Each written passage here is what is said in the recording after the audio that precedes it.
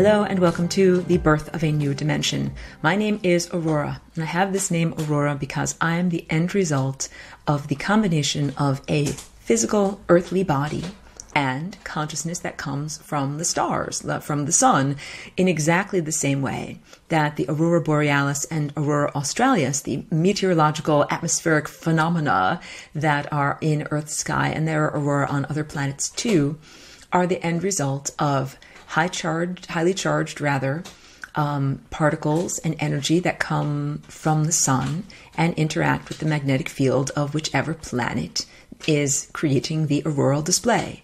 So yes, I am a star person. For many years I said I'm a walk-in, and then I had to start to understand that people take that term in different ways.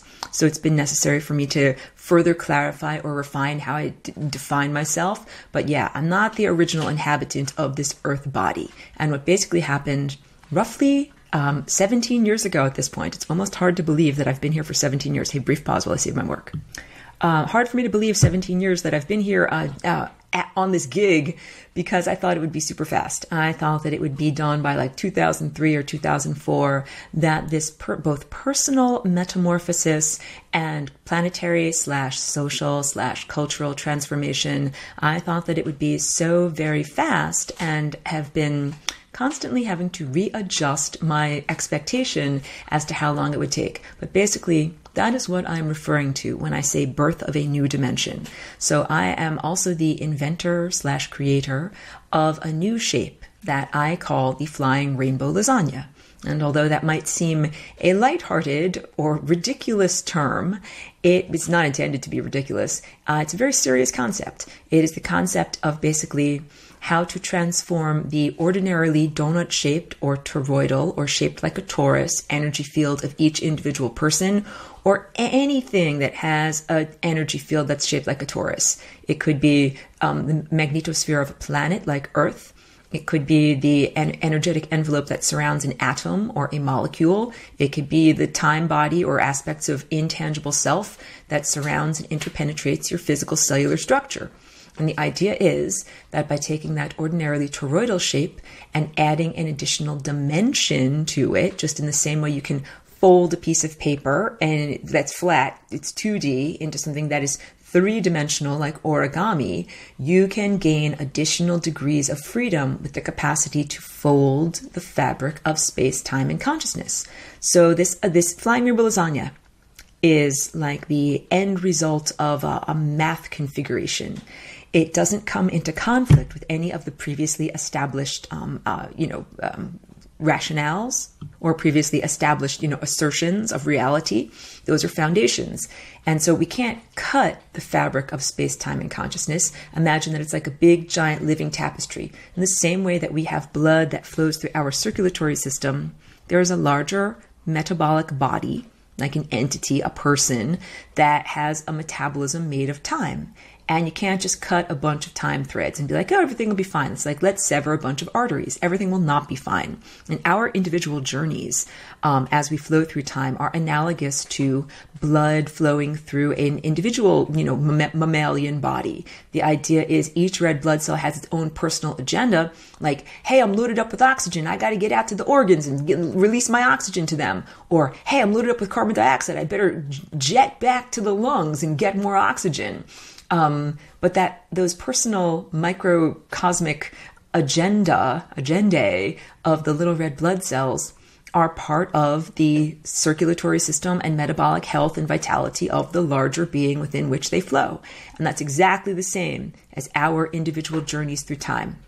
We have an individual life, we have an individual time vortex, or it's like a map of time, a bundle of timelines, possibilities and probabilities that we are traveling along or swimming through the way fish swim through water, that we are traveling through this medium known as time. And we have our own personal, things that are important to us that we have to do, like got to drive to the grocery store, got to get the coffee, got to drive home, got to make the coffee and drink it.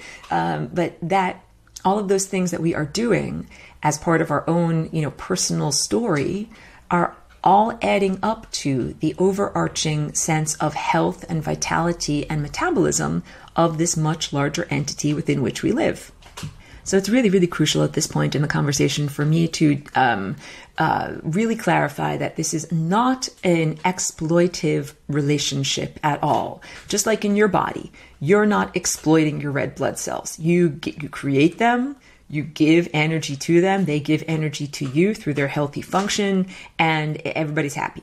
That is what it's supposed to be like moving through the time field. And I'm here on this planet that is so traumatized that everyone is so skeptical that if I begin to describe a system where it's like, oh yes, you're circulating around within this larger entity, everyone's like, help, let me out. I don't want to be stuck inside of a larger entity. Because I understand that there are a lot of unfair constraints and overlays that have been placed, limitations that have been placed upon not only human consciousness, but literally human biology and the free expression of the genetic code here on this planet and other planets too. So that's the lens of skepticism that many people are viewing what I'm talking about through, and my persona and my work and everything that I say. I had to learn that because I'm coming from a vastly different direction, and I have a lot of information to share. And the information is basically how to read the map of time, how to navigate the time field, and how to use the flying rainbow lasagna, which again is my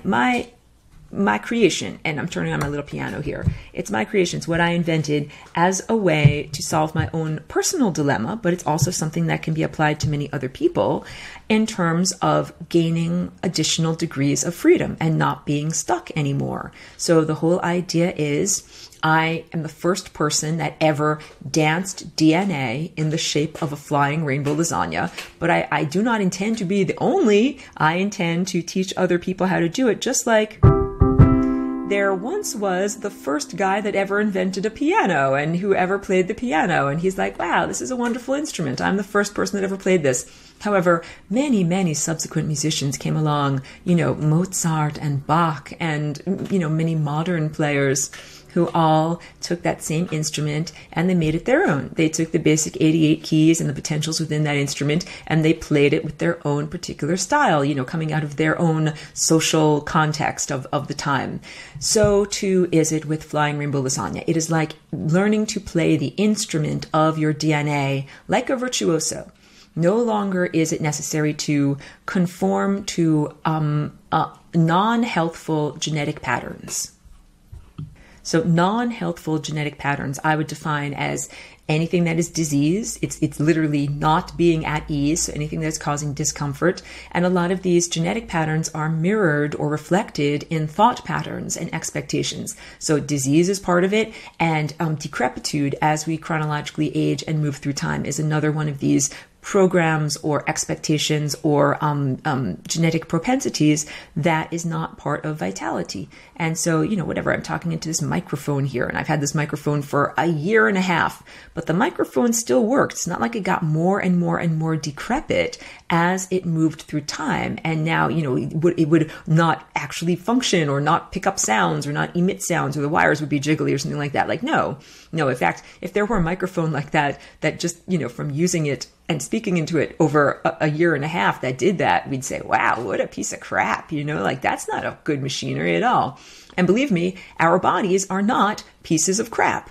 Our bodies are these wonderful biological miracles. So I, being a star person in this body, I try to remind everyone how wonderful it is to have a body, how much of an honor or a privilege or wonderful opportunity it is to have a body, as opposed to a burdensome chore, which is what so many people feel about having a body here.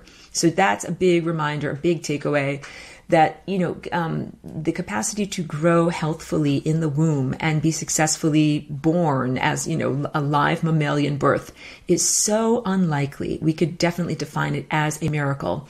And when we understand the complexity of what is actually happening in the biological body as it relates to the time field, it becomes even more miraculous. Like I have had to constantly recalibrate my sense of wonder the more that I learn about the human body that I inhabit, and the more that I learn about its complexity and the way that it functions and how it relates to time and to thought. So, or to consciousness, let's say. So yes, our DNA is a portal, or is is our DNA can be a portal or have many portals to consciousness, that it is both an antenna that is a transmitter and a receiver, so it's a transceiver. And the way that it functions, it allows various different forms of consciousness to come through that antenna and through the biological body. And so some of those consciousnesses might be ancestral.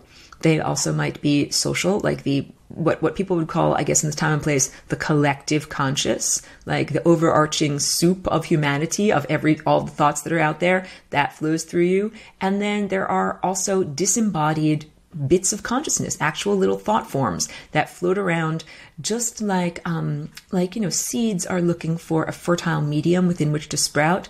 These little thought seeds float around saying, whose brain can I jump inside of? Whose fatty idea catcher can I jump inside of? Because that's what your brain is. It's got all these myelin sheaths. It's filled with lots and lots of fat. It's kind of gelatinous. And these little thoughts fly through, similar to neutrinos, these high energy particles, and they leave a little wake in their pathway. And that wake is like a song. It's like a pattern. It's like a melody.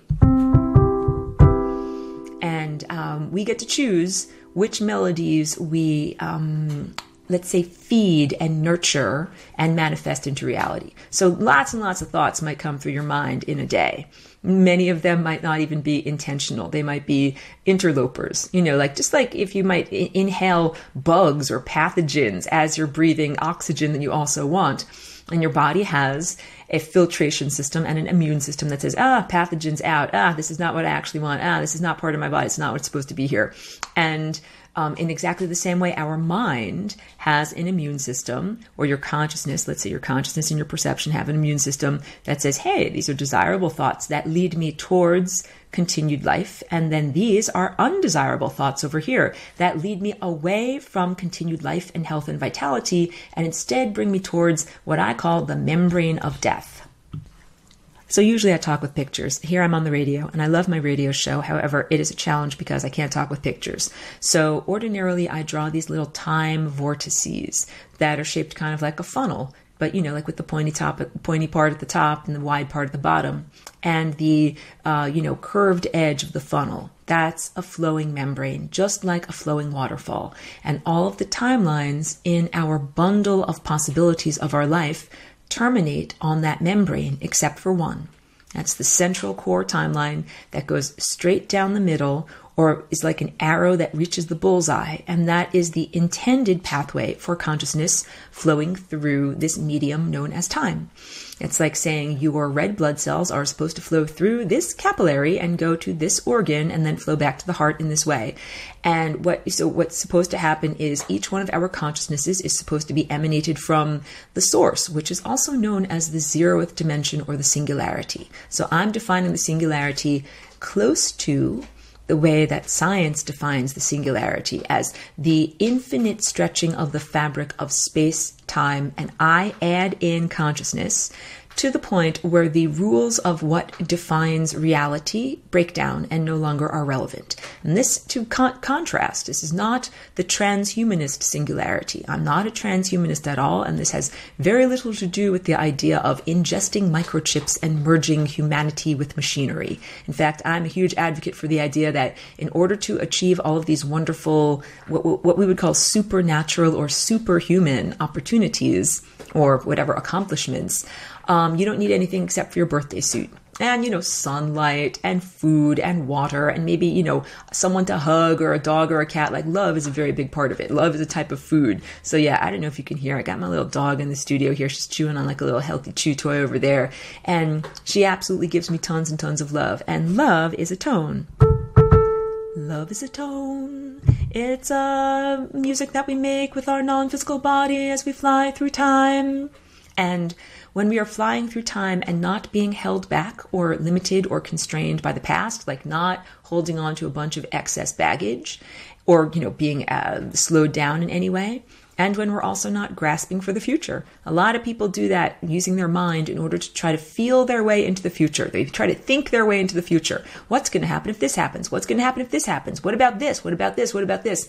To the point of spinning their gears, wasting a lot of energy, and achieving great amounts of discomfort. Those levels of thought are not thoughts or habits of thought that lead us towards the timeline of both freedom and eternal, unbroken continuity of consciousness. Those are thoughts that lead us towards the membrane of death, because literally, inner silence is the gas that makes our car go. And love is, when I say inner silence, I'm talking about the bliss mind, not the bliss of a lobotomized idiot, but the bliss of a person that is doing exactly the right thing at exactly the right time in a way that is totally not only comfortable, but joyful and awesome and fantastic. So when I'm in my groove, playing a song that I really love or that I'm very, comfortable with, maybe not if I'm trying to learn a new song, where sometimes I'm a little clunky. I'm like, well, how do I learn that? How do I play that? But if I really know something and I can just let it flow through my fingertips, then I'm like, I'm in bliss. I'm using my true mind. I don't have to think. And same thing with doing my artwork. So you can check out my artwork at flyingrainbowlasagna.com and just click on the art tab. And you'll see it's really complex patterns, complex polygons, what people would describe as geometry. But again, I don't use that word because geometry comes from the words that mean earth measuring. And what I'm really depicting is a landscape of time. So we'd have to call it, time depiction or showing what time looks like. And it's also part of us. It is the intangible, invisible aspects of self that are part of us that I'm depicting in these colorful polygon shapes. So, and also to clarify, time is not something that is separate from our individual existence or from our physical biology or from any part of us. Time is an inherent foundational aspect of self that is woven throughout our metabolism, our biology, and the dance of our DNA. And our DNA is literally the integument that ties us together from moment to moment. That your DNA is not a static object. It's a dynamic object that is constantly moving in these incredibly complex patterns, kind of like weaving or knitting or crocheting. And these complex patterns are this dance of the DNA is what makes us, I want to say catapult, like you kind of jump from moment to moment. So in exactly the same way that our vision has this phenomenon known as persistence of vision, like when you watch an old-fashioned film, not a modern digital film, because that is a different mechanism, but old-fashioned film that has these static pictures that flicker past, the projector at a particular rate. And, in standard film, it's 26 frames per second. When the pictures move by at that rate, and you look at it with your eyes, your system of perception and your mind and your consciousness and your brain all work together to do this cool thing where you blend together the flat static objects and make it appear as if they are moving. You add the additional dimension with your observership and make it from something that is a flat, unmoving, dead thing, unliving thing.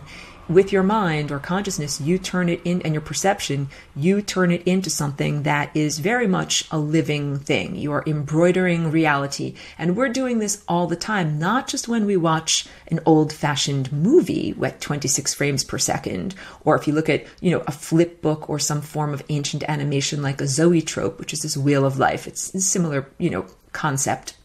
But we're also doing it when we perceive reality, because reality is actually a series of static snapshots. And they are, maybe not 26 frames per second. They're moments of time that are separated by what science would describe as the Planck length. The idea of how can you, if you chop time up into little tiny time bits, then how tiny can you chop up a bit of time before you can no longer call it a piece of time? And so that's the idea of the Planck length. Like, I got a piece of cake, I'm going to chop it up into the tiniest slice I can, and the tiniest slice until, what is the tiniest slice I can make of cake and still define it as cake? So this is what we're talking about in terms of time. There's these moments that are actually snapshots, that are not moving, that are separated by these incredibly tiny slices.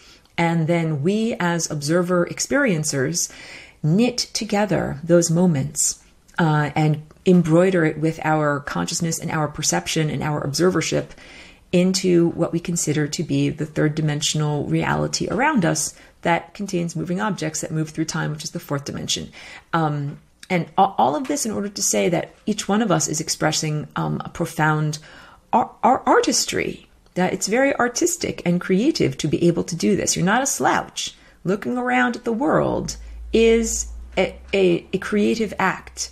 And this is part of how we take responsibility for our participation and our creation and improve our creation. Because there is a divine creator. There is, like I call it, the great composer, the great conductor, the guy or gal who incepted all of this and, created all of these wonderful patterns that I perceive and that I riff upon. Just like if someone started off with as the basic music and I'm like, oh, but what if I do? I can do all sorts of cool stuff on that basic riff. That's what we're supposed to do. We are supposed to be in our lives continually connected to that divine source, to that zeroth dimension, to the singularity. So yeah, the singularity, it's the presence of everything. And it's the total presence of all intelligence and all consciousness that ever can exist in the world. And that is not to include everything that's not supposed to exist, which is supposed to be in a state of entropy, which is the opposite of energy. So it's a bit of simplification and misinterpretation when people say, oh, everything is God and everything is supposed to go back to the source and send them all, to the light. It's like, no, actually, that's not truthful. And this is not to give more duality, but this is to understand that not every piece of consciousness is moving in the same direction. There are multiple different directions that consciousness can be moving. One direction is towards greater state of awareness, organization, what we would call intelligence, energy. Like the more and more energy you get, the more light you get, the more heat you get, the faster you move. So that singularity, that zeroth dimension, it's like the most well-lit, fastest, hottest place that can possibly be. And everything is there. Everything is there. But so people are like, wait, there's this evil thing. Let me send it to the light. Let me send it to where energy is and intelligence is and light and love and warmth. And the truth is that there are some aspects of consciousness, like we're in a refinery of consciousness, just like a refinery separates ore, like the rocks of, earth, the ore. You take out the metals that you want and leave behind the stuff that's poop that you don't want. Same thing with consciousness. Not that consciousness itself is poop, but there are certain characteristics, certain flavors that are not intentional. And this is all a big, giant musical experiment. That's or artistic experiment. That's how you can understand this. Like, why would the divine create something that's crappy? Why would the divine do that? And the answer is not intentionally. Some of these things arise, just like when I'm making a painting, sometimes I drip paint somewhere or make a thumbprint or something. It's like, oops, that's a screw up. So what do? You don't say, oh, let's preserve that mistake for forever by placing it at the singularity. No, what you do is you use your eraser. Eraser is entropy, which is taking away energy from something that is not supposed to be moving through time. So to clarify on this, when you move through time, you are using the energy known as love. Love is a tone, and I'm moving through time, and this is the gas that's in my car, the gas that makes my car go through time is called love. And that's why the more unconditional love that you accumulate and accrete and ingest and send out, because it's a giving and receiving action. The more that you do that, the more you get to be alive in the time field. And the beings that are pathogenic do not use love. They do not run like the operating system OS love. They can't. They don't do that. And so I have an extensive teaching all about this. P.S. Free plug for me.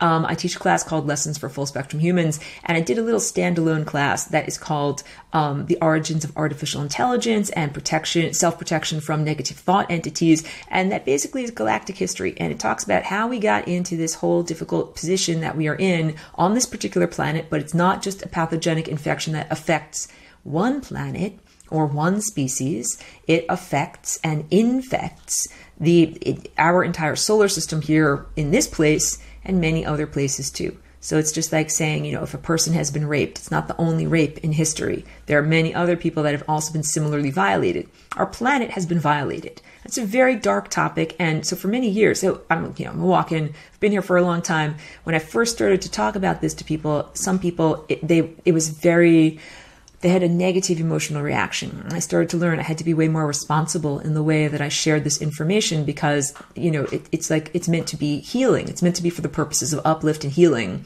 It's just like if you had a family that has some sexual abuse that has not been articulated or acknowledged, and then you start to bring up the topic and talk about it with people, and they just fly off the handle. Like the family is not ready to talk about this. They're not ready to deal with these issues. So for a long time, that was what it was like here in my experience of, being in Earth human society. And I'm happy to say that we are now at the point where everybody pretty much knows this has been going on. It's not secret. I used to be super cautious and only share it with people who were formally enrolled in the class. And I've been doing my class for about 5 years.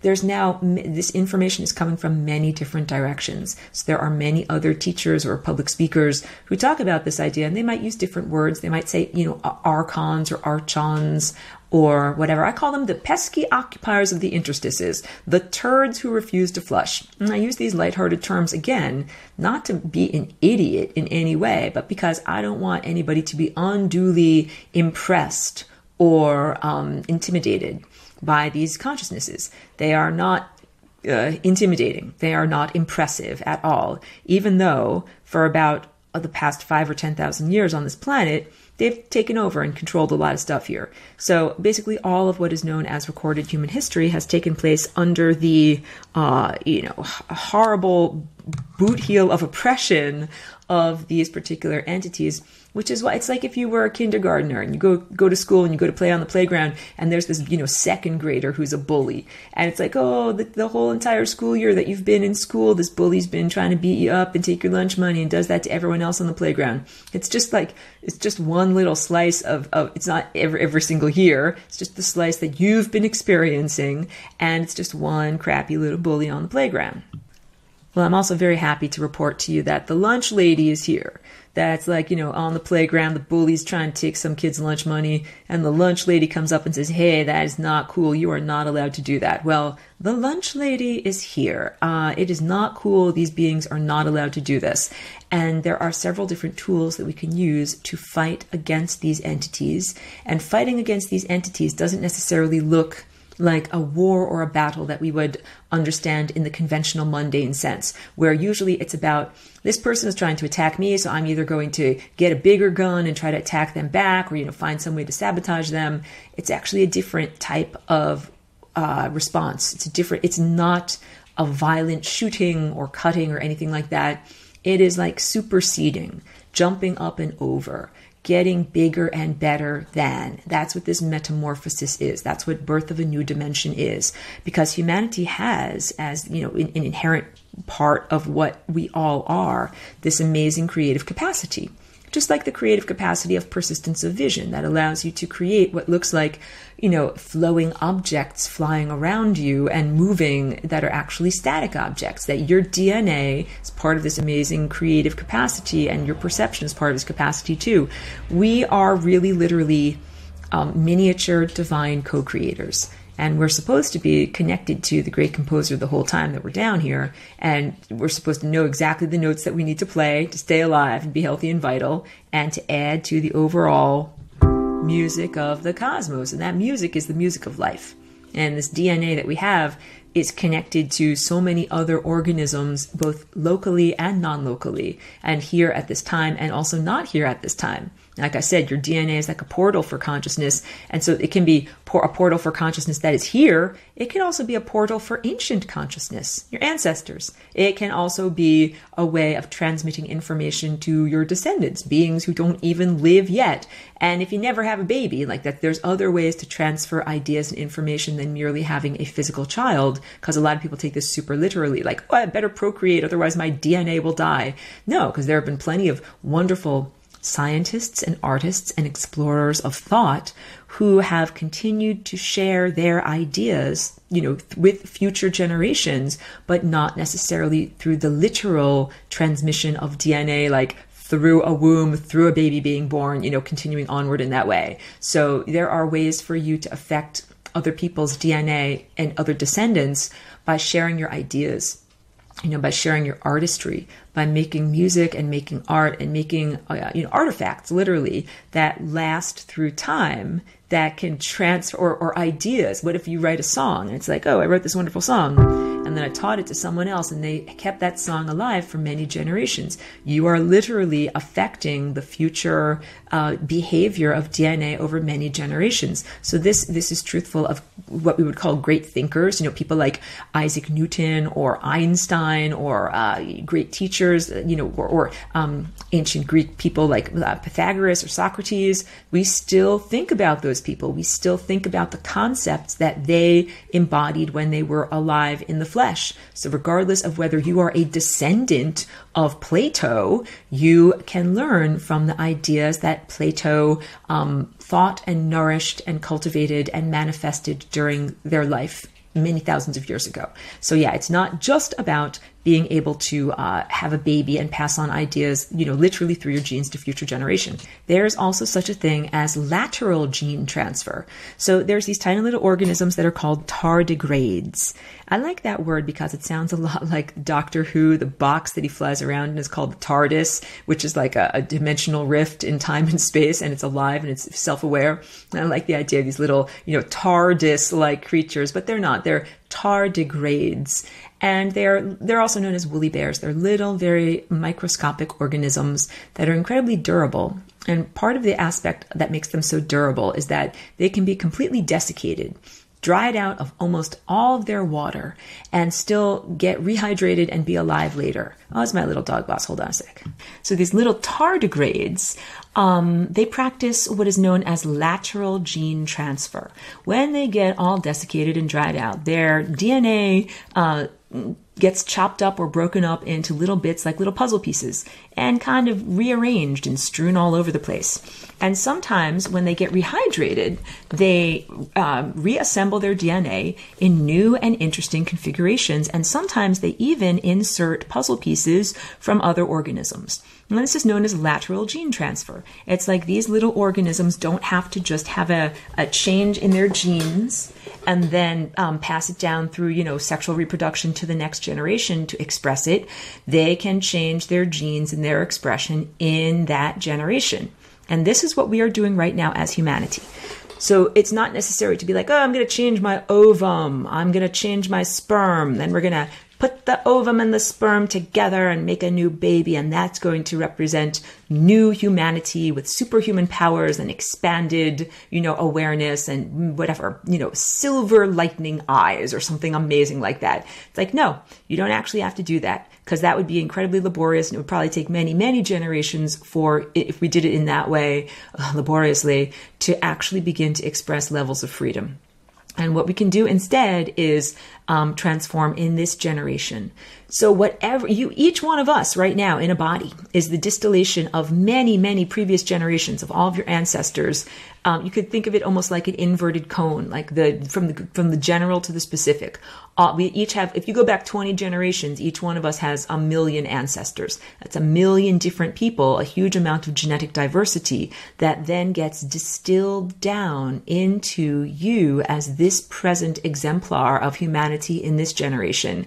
And it also means that you contain within you, like all of that other stuff, as implication. It's there by implication. But we each get to make a choice.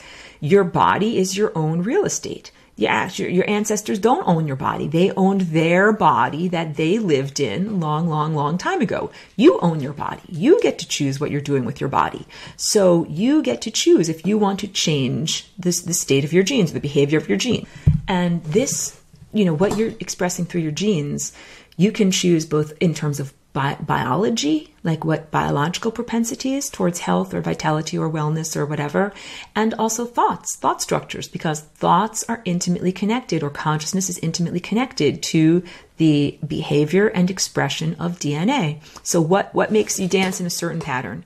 What makes your DNA flow through time in a certain pattern? What makes you flow towards the membrane of death or away from the membrane of death and towards that timeline of eternal life? And the answer is, thoughts and consciousness. So dependent upon what you are thinking and what you are weaving together as your, narrative story of how life fits together, that determines your flight through time. And you might have ancestral stuff that says, oh, my culture tells me that this is where, the earth comes from, or this is where the sun comes from, or this is, it might be religion. My religion tells me that this is the origin of life, and this is the origin of consciousness, and this is why I'm here, and this is what I'm doing. However, you get to choose in this generation what you believe.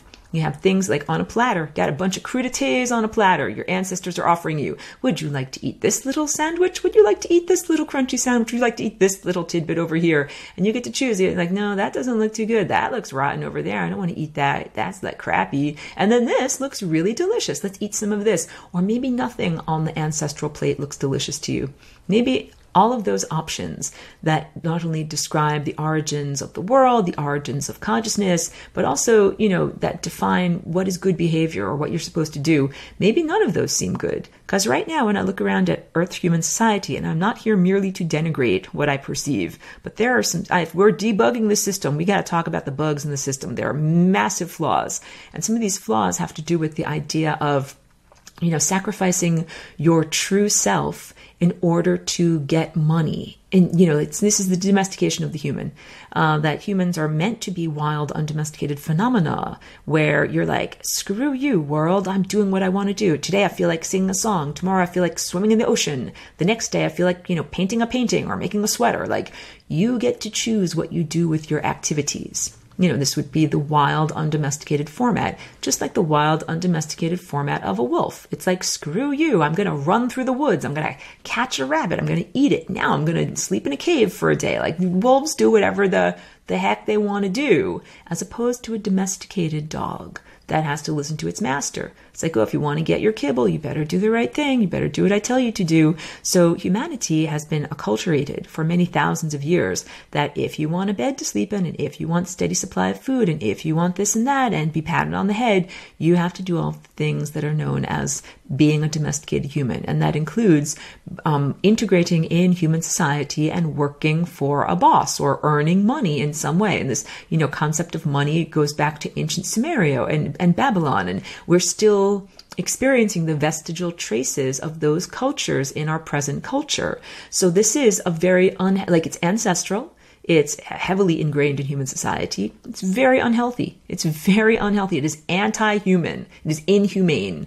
So in the same way that we look at the 18th century, we might be like, how horrible, children were forced to work, and maybe in the late 1800s, children had to work in some of these newly industrialized factories that had very little concern for worker safety. And, they were like making textiles and things like that because they had little tiny fingers. They got hurt all the time. It's like, that is not a beneficial way of treating humanity. It is inhumane. Well, in the same way that we look at that with horror, like those poor kids getting their fingers chopped off, we should be looking at the present plight of, the cubicle dweller, the office worker, the 9-to-5 traditional, worker for a company or a corporation that has to, be on the road during rush hour traffic, possibly a 1 or 2 hour commute, and then work from 9 to 5, and then have another extensive commute back to their home.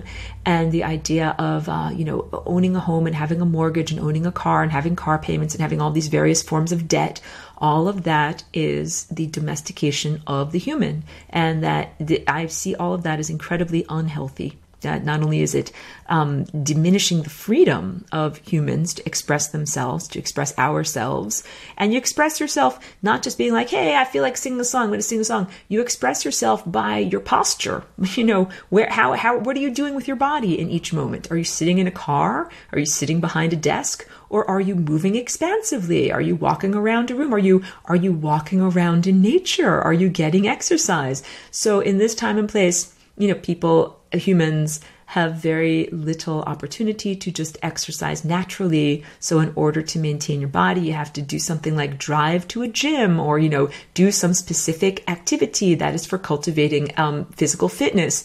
However, if we as humans were actually setting up our own society, not having this imposed upon us, we would be like, yes, of course, I'm going to get my work done or important tasks or chores done during the day, but I'm going to do it in a fun and joyous way that actually is comfortable and builds up my body. as opposed to uncomfortable and degrades my body. Because this is what I do in my art studio every day. I am my boss. I am a wild, undomesticated phenomenon. And of course, I, assign myself my own projects. Like, now it's time to paint this painting, or now it's time to play this music. And I do it all in a way that is humane. That's like, now I have energy. Let's do stuff. Now I am tired. Let's rest. Let's do this in a way that we sit on a chair so that it's comfortable on my back, or stand up or move around, or now it's time to stretch. Like, all the things that I do with my body, I'm able to continue to be healthy and happy because I'm in charge. And of course, I have had the experience of working for a boss, like not necessarily in a corporation, but I did many jobs I did a lot of custom framing. In part of my early tenure here as Aurora, it was very interesting. I learned a lot about human society by having to do that work. And I also learned a lot about math and, polygons and how things fit together and how to build like carpentry and stuff like that. So there was some value in doing it. But what was not valuable was having to do it in a stressful way at the expense of health and physical vitality, and even doing things that I knew were dangerous or uncomfortable for my body. Like, there was this one machine that was this glue press. I don't know if they even still have these. This is like more than 10 years ago. But in order to like get a poster stuck down to a piece of poster board, it used to have to take a big giant sheet of adhesive and kind of make a sandwich and put it in this giant hot poster press. That's like, if that thing fell on your arm, it would definitely break and burn your arm. And it's like very dangerous to do, but you have to stick your arms in there anyway. So it's propped up by this little stick. And I used to be like, this little stick, that's not that safe. And it's like, just do your job. So this is the plight of humans. Humans are like, yes, I know that it is not good to eat processed food and drink diet soda and be in my car or sitting at my desk all day long, but I gotta earn the money. I'm a domesticated human. Well, guess what? That's all a genetic program, and it's also a thought program, or like a software program that is running through the biological hardware, even though, again, I'm not a transhumanist, and this is not the transhumanist singularity. So the singularity that I'm speaking about is the source of consciousness, and it's such a miraculous place or point in space that it exists in many places at one time. So there's one singularity, but there are many different doorways to it. And each one of us, you have trillions of cells. Each cell has a doorway to the singularity. You have many trillions of atoms and that make up your cells. Each atom has a doorway to the singularity at its center. So, what's at the center of a physical cell in the nucleus? It is DNA. DNA is one connection to this place of total information, place of total awareness, place of total intelligence known as the singularity.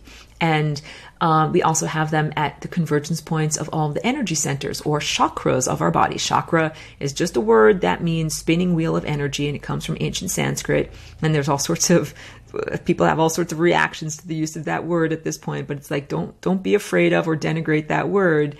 It just means you have spinning wheels of energy on your body that are like interlocking gears, and they're made of time. All right. So this is all about learning to be free. That if each one of us becomes a virtuoso of our DNA, we become a master of time. You become what would be considered superhuman. And you definitely don't have to work for a boss doing a job that you don't want anymore. That's being a domesticated human. That's being enslaved. It's being limited and constrained. So all of these programs that come from society that are basically to uphold social structure, such as government or banking or the money system or even religion, in terms of, cosmology. Who is God? Where did God come from? Who created the planet? Who created you? Why are you here? All that type of stuff.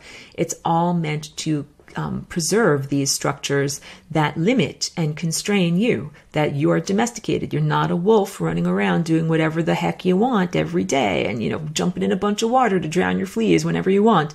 You're not doing that. Most people are not doing that, is what I'm saying. However, it is now time for us to change. This is birth of a new dimension, because the new dimension that we are giving birth to is one that is the direct manifestation of our imagination without any delay, no time delay, and without any diminishing of signal. So for a long time, we do have these powerful minds. What we think we use to create our reality, but it just might have been several years down the road, or it might create your reality, but just on a very, very small, non-magnificent level. So you might think like, think about a chocolate bar that you want to eat. And maybe that chocolate bar will actually show up in 6 or 7 years. But, that's a long time to wait. Or maybe you imagine some very large, extensive project that you'd like to have, but instead of a big giant version of it, like, whatever, a cathedral that you can walk inside of, instead it ends up being like a little doghouse or a little dollhouse, like a little playhouse, the tiny version of what you wanted. So that's been the way it's been for a very long time. It's nobody's fault. It's not your fault. I don't want anyone to feel like, oh, why did my thing not come out? It's so tiny, it's so crappy. No. Why did it take so long? No. Because what's happened for a very long time is that we've been moving through areas of the time field that are not fertile. Just like if you look outside my door right now, there's areas where there's pavement. There's areas where there's the sidewalk. It doesn't matter if you make the best seed, like the best thought seed, the best potential for life. You put it on the driveway, you put it on the sidewalk, it's not going to grow. It is not a fertile medium. You have to move several feet to the right and actually find a place where there's soil, and then you got to, make sure it goes in the soil in the right way at the right time of year. Hey, if it's frozen and it's cold out, it doesn't matter if you put the thought seed onto a beautiful, fertile place of soil, because what's going to happen is it's not going to be able to grow. So in the time field, people have had many desires that are like thought seeds, and they're like, I want to plant this seed. I want to see it manifested. It was wintertime, or it was planted on a rocky ground, or, concrete or pavement or something like that, or it didn't get water. And now we are finally in this time where our thoughts literally sprout, instantaneously. It's like springtime. It's time for sprouting. So that also means, like, how can I give you the impetus? Don't be discouraged if you have tried this in the past and it didn't work out properly. Don't be discouraged. It wasn't the right time. And timing is everything, just like with music. In order for it to actually be considered music, it's a time-based art project. It has to be timed correctly. So each one of us is like a musician in this larger time field, in this larger metabolic entity, and we are attempting to plant our thought seeds. Like, it's your imagination. You imagine the potential for an activity or an experience or something like that. And then you actually plant the seed and watch it sprout and have the experience. And this is how we're supposed to learn and grow. This is our whole point for being here. It's not supposed to be a punishment to be here. It's why people talk about, oh, how choreful it is to have a physical body and how uncool and all that. And it's so burdensome. It's so horrible. It's not supposed to be like that at all. Clearly, hold on one moment. Like, it should be, oh, hey, I need something in my life. Let me plant the thought seed of that thing that I need for safety or comfort. And then, oh, now I watch it sprout and that thing comes to me. And, or for enjoyment. Like, at a certain point, if you know you can plant thought seeds and manifest reality, you don't have to just be going along on the survival mode, where you're like, oh, I have to eat food. Let's get some food. Oh, I have to stay warm. Let's get some fire. You don't have to be like that.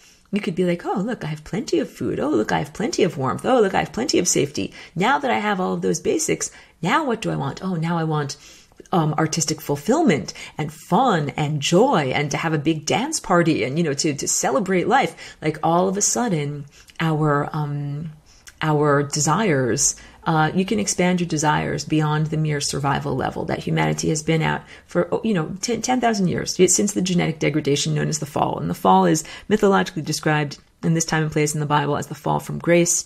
It is also known as the fall of Atlantis, which is described as a mythological place, but which was an actual worldwide sophisticated culture many, many, many years ago. And it's also the fall of consciousness in terms of the capacity for humans to be their wild, undomesticated form. Humans used to be wolves. Humans used to be these light eaters who did not require technology to stay warm. Like, imagine if you could create your own microclimate, your own little atmosphere around your body with your mind. That can keep you warm or keep you cool, feed you oxygen, do whatever you need to do. And that you were nourished completely by the sun directly, that you didn't need to have chloroplasts or plants as an intermediary. This is, just the tip of the iceberg of what it used to be like. And regaining those capacities is necessary journey towards gaining or earning the capacity to leave this planet. So basically, if you need a clank metal spaceship to fly off the surface of your planet and go across the vast reaches of interstellar space, you are not ready to get off the surface of your planet. You're not supposed to have to get into a metal spaceship wearing, a silver foil suit and eat all of your food that's been ground up into toothpaste tubes and, poop into some kind of a vacuum that, so that the poop doesn't float around the atmosphere in zero gravity. Like, this is what the level of humanity is at right now. If you need to do that, no condescension, like you simply put are not ready to be able to get off the surface of your planet. It's just like saying, hey, yo, if you're still wearing a diaper, you are not ready to go to kindergarten yet. And one of the things to get to kindergarten, you have to learn to control your bowels, and you have to learn how to be able to socially integrate with other people. So this is about learning to integrate galactically or cosmically or interdimensionally with other beings. There's lots of other beings out there. I'm continually amazed that I'm on this planet where some people are actually like, yeah, humanity is the pinnacle of intelligence. Humanity is the only source of intelligence in the entire cosmos. We're all that is. It's not only laughable, like I know it's not true, so it makes it difficult for me to even have a conversation with the person that has that perspective. But yeah, there's intelligence and consciousness in life everywhere. There's life that is not recognized and defined as life on this planet, and same thing with many other planets in this solar system. And there's consciousness that's like smack dab in your face. Like you look at the sun is conscious. It's smack dab right there in your face every darn day. I'm trying not to use any profanity here. Every effing day. And yeah, there are a lot of people that can't see that, they can't perceive that, and it's because they're like tone deaf musicians. They can perceive that something is happening, like vibrations are happening, but they do not have the a capacity to perceive artistically. They don't have sophistication. They can't actually tell what's going on. So you can bring them to a symphony and they still can't tell, like, oh, this is really good music. They just are like, oh, there's definitely noise here, but we don't know what's going on. So that's what a lot of objective materialist scientists are like in perceiving the sun and the stars. They're like, well, we definitely see that there's something going on here, but we don't recognize the artistry and the sophistication of it. And I will tell you that the stellar network is the most sophisticated and artistic, grouping of virtuosos of consciousness that is possible to be. And that is how experts do star travel. You don't need a metal spaceship and food in your toothpaste tubes and wearing a space diaper. Literally, do you know that when astronauts do a spacewalk, they're wearing a space diaper in case they got to do something up there? Like, that is not sophisticated. So, in order to be able to travel on, wings of pure love on the stellar network, one of the first things you need to do is learn to eat light. So I advocate for everyone to begin practicing sun gazing. Sun gazing is like eating light directly from the sun. And you don't do it by staring at the sun with your physical eyes.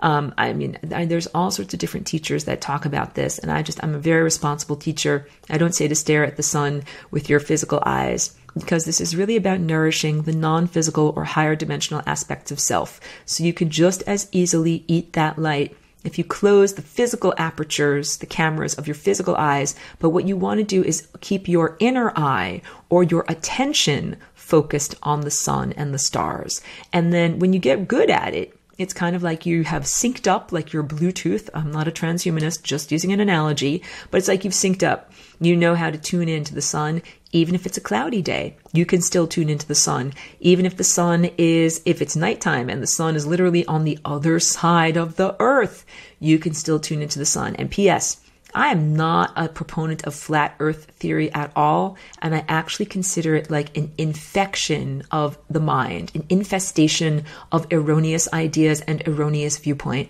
that is pathogenic. And it's intentionally harmful, and it's like what people call a psyop, something that is intended to draw people astray and to cause dissent within people that could possibly work together. So yeah, no, it's definitely a mind virus. It's not truthful, and it's not beneficial at all. And I mean, it's not a coincidence that a lot of people who are truth seekers or people who are looking for an alternate interpretation of reality are drawn into that possibility, and then they get infested. And what I really think is going on with that, just very briefly, is that there are these different videos that have entrainment, like binaural beats and other forms of hypnotism, where people who watch them and have, their shields are down, they basically get these thought viruses and pathogenic thought structures come inside of them, and then it grows, and then they share it with other people, and they spread the virus and they spread the disease. So yeah, I don't watch any of the videos that are about flat earth, because I think that is the way the infection comes inside. And it's really important to look at the source of information and to think critically and to make good choices, just like eating good food. Like, I don't eat genetically modified foods. And there's so much I can go on that. But It's willful ignorance of the objective materialist scientists that say, oh, we're just changing these genes of these plants, but it's not changing the nutritional structure of the plants at all. It's still perfectly fine. You can still eat this, and it's just the same as regular corn, or it's just the same as regular whatever.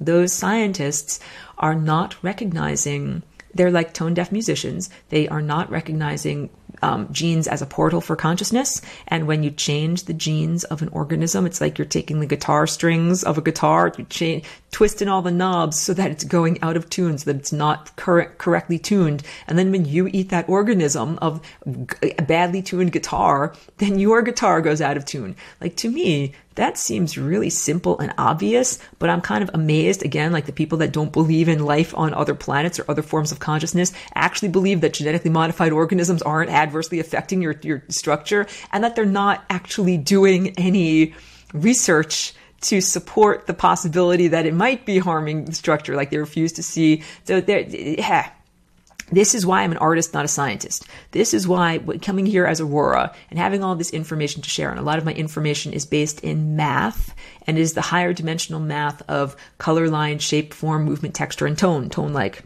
musical tone. It's higher vibration language, and it's not necessarily expressed through Arabic numerals, and it's not necessarily something that objective materialist scientists can grasp or appreciate. It's like if you went back in time to the Dark Ages and you tried to tell them about quantum physics or whatever, and they're busy applying leeches to people to say, like, they've got bad blood, we got to get their bad blood out and then they won't have the plague. It's like, no, you got to get them to understand that the plague is caused by tiny invisible microorganisms that are jumping off of fleas, and that you got to have better hygiene to not get sick. Like, no one in that time and place is ready for that level of awareness. And so here in this time and place, the scientific community is rather resistant to ideas about consciousness and the intangible world and time. And so, I'm not even barking up that tree. I'm not speaking to that audience. I'm really speaking to the audience of beings who are not tone-deaf musicians, but instead who are actual musicians that are interested in developing rapport. This is like when you're in a band and you're like, oh, I hear the bassist, and the bassist is doing his thing, so I'm going to do this thing in response, and I'm going to make sure I'm not going too fast and I'm not going too slow. It's like being a good dance partner. It's rapport. So I'm interested in talking with people that have that rapport of sharing ideas, and they can be people of various different professions. It doesn't only have to be one profession. So and so I keep my classes available and open to all sorts of different people, like stay-at-home moms, artists, musicians, people that work in the corporate world. Like, there are all sorts of different people that learn about these concepts. I have not gone to universities and said, I'm going to create a field of study and, or write a white paper. I did not write a white paper about the flying rainbow lasagna because I recognized that it would have to pass peer review. What I did instead was I made a bunch of sculptures, and I continue to make these sculptures, and I make them to my standards so that I know that what I'm sending out is truthful. And the basic of this is that when we do the flying rainbow lasagna dance with our DNA, we get to transcend. We get to transcend these levels of difficulty and become the wild, undomesticated wolves that we were meant to be, where no one else is telling you what to do. So it's the end of this broadcast for this week. As always, thank you to the people who have been with me on this journey and who are listening and who are, part of the band. Keep on playing your own music. You are wonderful. Thank you.